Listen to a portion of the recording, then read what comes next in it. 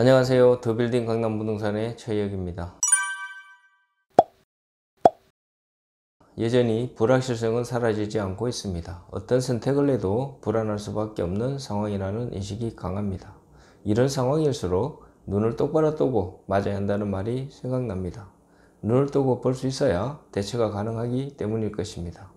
무섭다고 눈을 감아버리면 어떤 대응도 제대로 하지 못하게 되고 성장은 쉽지 않습니다. 지금은 불확실성을 알아가는 과정입니다. 빠르게 회색 코뿔소가 몰려오고 있다면 하나씩 대비하는 과정이 필요해 보입니다. 그런 경험이 성장으로 이끌고 자산을 지킬 수 있는 근력을 만들어 줄 것입니다. 최근 하락에 대한 얘기가 넘쳐나고 있습니다.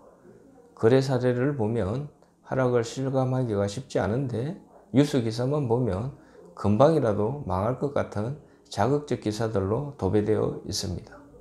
과연 실상은 그럴까요?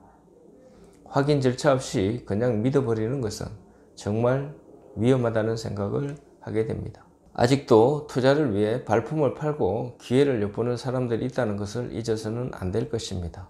투자를 고민하고 있다면 떨어진 폭이 얼마 정도이면 만족할 수 있을까요? 금액대에 따라 달라질 것이고 지역에 따라 달라질 것이며 매수자의 성향에 따라 달라질 것입니다. 아무리 금매라고 해도 원하지 않으면 의미 없는 가격이 되는 경우가 많이 있습니다. 팔리고 나면 좋았는데 하고 말하지만 선택 시에는 항상 미적되는 것이 선택하지 못하는 사람들의 공통된 특징입니다. 남들이 선택하게 되면 그때서야 가치를 인정하는 것입니다. 자신이 선택하기에는 확신이 없고 남들이 선택하고 나면 그 가치를 인정하는 것입니다. 결국은 오래도록 시장에 참여하고 있지만 결과적으로 성과가 없는 그런 과정을 되풀이하고 있는 것입니다.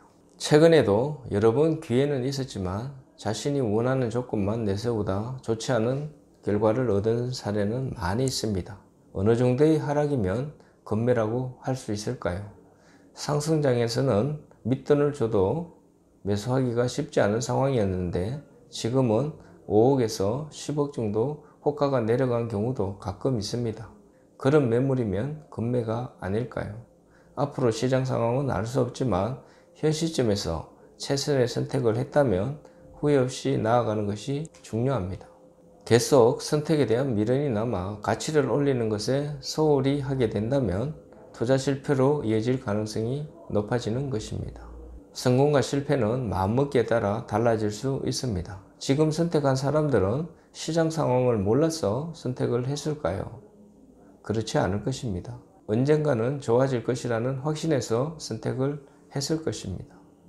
5억이라는 금액이 적지 않은 금액이 될 수도 있고 선택에 크나큰 영향을 줄 만큼 중요하지 않을 수도 있을 것입니다. 부동산 투자는 장기 투자입니다. 꾸준한 수요가 있고 오래도록 버틸 수 있는 여력이 된다면 누군가는 선택을 하게 되는 것입니다. 매물이 많은 상황에서 비교할 수 있는 비슷한 금액대의 매물이 기다리고 있다면 조건이 다 갖춰진 후에 선택을 하면 되겠지만 한번 팔리고 나면 비슷한 매물을 찾는 것은 쉽지 않습니다. 부동산 시장은 매물이 넘쳐난다고 해도 자신이 볼 수 있는 매물의 한계를 아는 것이 중요합니다. 무작정 자신의 조건에 맞는 매물이 있을 것이라는 착각에서 벗어나야 제대로 투자를 하게 되는 것입니다. 하락장이 길어진다고 해서 강남 매물이 쏟아질 가능성은 매우 낮아 보입니다. 팔아야 할 이유가 없는 건물주가 여전히 많이 있기 때문입니다. 그런 상황을 인지할 때 시장 상황을 제대로 볼 수 있는 것입니다. 자신만이 시장 참여자라는 생각에서 벗어나 적절한 시장 상황을 빠르게 인식하는 것이 투자를 잘하는 방법이 아닐까 하는 생각이 듭니다. 부동산 시장이 빠르게 냉각되고 있습니다. 떨어져서 바닥이 되어야 기회가 있는 것일까요? 그 바닥을 알 수 있는 사람은 얼마나 될까요? 투자를 결심했다면 자신이 원하는 것을 명확하게 하는 것이 투자를 잘하는 방법이 될 것입니다. 상승장과 하락장에 상관없이 항상 기회가 있다는 것입니다. 적절하게 가격이 하락했다고 판단되면 빠른 선택을 할 수 있는 용기도 필요하다는 것입니다. 대부분의 투자자산 가치가 끝으로는 바닥을 향해 추락하고 있습니다. 주식, 가상화폐, 부동산 등 일제히 하락하고 있고 바닥을 예측하는 것이 지금은 무의미할 만큼 많은 악재들이 나오고 있습니다. 여전히 금리 인상에 대한 우려, 강달러, 러시아, 우크라이나 전쟁, 미국과 중국과의 갈등 등 변수가 너무 많습니다. 내년 상반기 중 본격적인 경기 침체가 시작될 것이라며 당분간 투자 비중을 늘려서는 안 된다고 많은 전문가들이 말하고 있습니다. 미국의 연방준비제도의 기준금리도 내년 말은 돼야 인하될 것이라고 전망하고 있습니다. 파월 연준 의장이 얘기했듯 우리는 이제 뉴노멀, 즉 저성장 속 고물가 상태에 적응해야 한다고 말하고 있습니다. 이는 투자 자산 시장에서 가장 고통스러운 스태그플레이션을 의미하는 것입니다. 위험 자산에 대한 투자 심리를 전혀 이끌어내지 못하는 환경이 돼버린 것입니다. 현재 상황은 기술적으로는 이미 침체에 들어갔다고 할 수 있습니다. 경기 침체의 의미는 2분기 연속 전분기 대비 마이너스 성장률이 나오면 경기 침체로 정의하고 있기 때문입니다. 다만 실질적인 침체는 내년 상반기에 본격적으로 시작될 가능성이 매우 커 보입니다. 이제 관건은 경기가 연착륙하느냐 혹은 경착륙하느냐 그리고 침체가 얼마나 오래 지속되느냐입니다.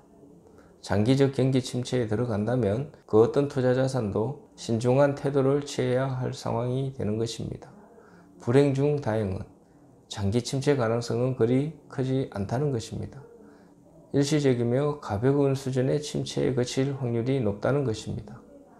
경기가 장기 침체에 빠지려면 투자와 소비가 둘 다 무너져야 하는데 현재 투자는 부진한 반면 소비는 과거의 장기 침체 때만큼 줄어들지 않았기 때문입니다. 우리나라는 가계부채가 많긴 하지만 시스템 리스크로 번질 가능성은 거의 없다고 합니다. 지금의 위기가 한국의 문제에서 불거진 것이 아니라 달러와 강세에서 비롯했기 때문입니다. 강달러 때문에 모든 가격 지표에 반작용이 나타나고 있습니다. 원달러 환율이 1300원을 넘어 수입 물가가 치솟았고 가계 물가가 오른 것입니다. 원화 약세는 한국의 자체적 문제가 아니라는 것입니다. 대부분의 통화가 달러와 대비 약세를 띠고 있습니다. 바꿔 말하면 달러와 강세가 빠르게 진정될 경우 구조적 문제는 발생하지 않을 가능성이 높습니다. 세간의 우려와 달리 외환 보유고도 이전보다는 굉장히 높은 수준입니다. 원달러 환율이 낮아지려면 연준의 금리 인상이 어느 정도 마무리될 것이라는 신뢰가 생겨야 합니다. 또 위안화와 유로화 약세가 멈춰야 합니다. 중국은 지난해 부동산 경기를 누르기 위해 애썼는데 지금 이에 대한 반작용이 크게 나오면서 부동산 시장의 침체와 위축이 심각한 문제로 대두되고 있습니다. 유럽은 올겨울 에너지 위기를 무사히 넘기는 게 관건입니다. 유럽 중앙은행이 기준금리를 이제야 인상하고 있지만 위안화 약세를 완전히 해결하지 못하고 조금 진정시키는 데 그칠 것입니다. 앞으로는 과거의 저물가 저금리 시대로 돌아가기 어려울 것입니다. 지금의 상황에서는 안전한 투자가 최선입니다. 잃지 않는 투자를 하는 것이 중요합니다.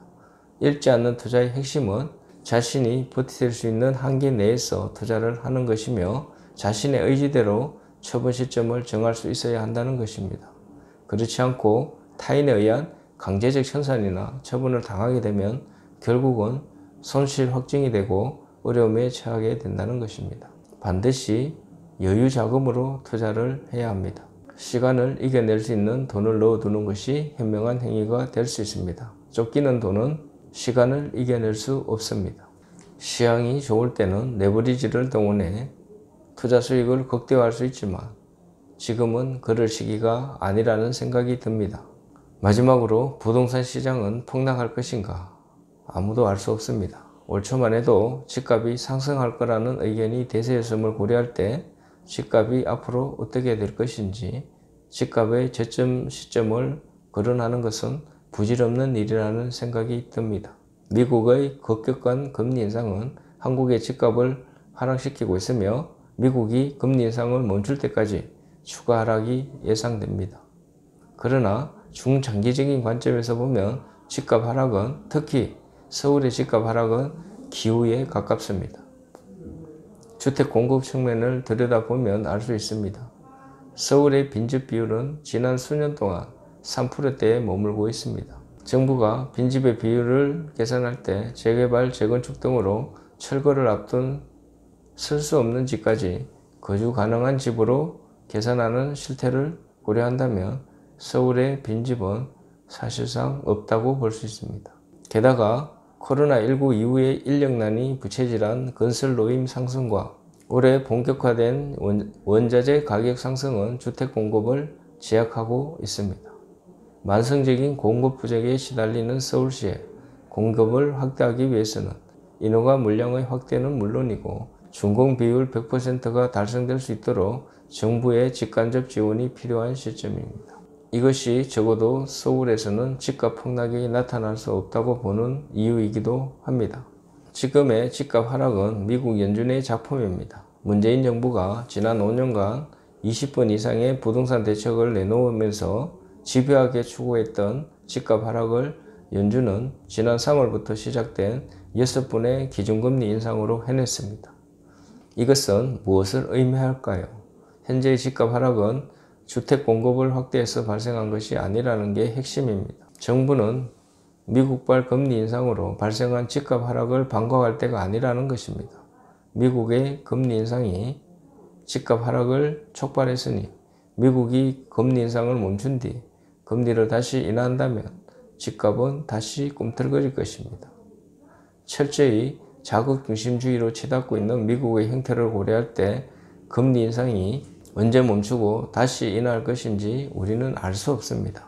정부는 아파트를 짓는데 평균 30개월이 걸린다는 사실을 고려할 때 두 손 놓고 집값 하락을 반길 때가 아닙니다.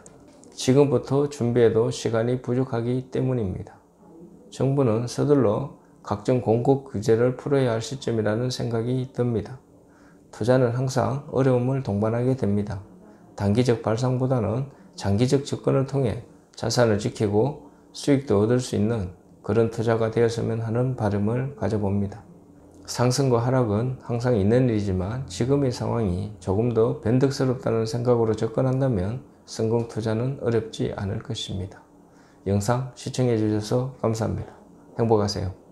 강남 서초 빌딩 매매 중개 전문 부동산 더 빌딩 강남은 선릉역 도보 3분 거리에 위치해 있으며 빌딩 매매 컨설팅 접수 및 예약 방문을 환영합니다.